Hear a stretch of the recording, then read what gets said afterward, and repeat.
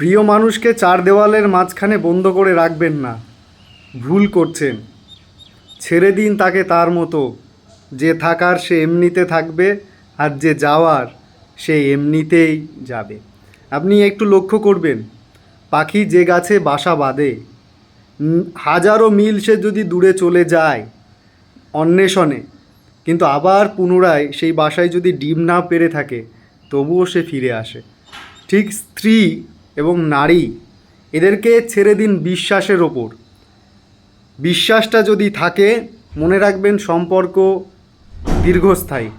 আর বিশ্বাস যদি না থাকে, আমি আপনাকে বলে দিলাম, আপনি কতক্ষণ তাকে নিয়ে চোখে চোখে রাখতে পারবেন, কত সময় তার কাছে থাকতে পারবেন?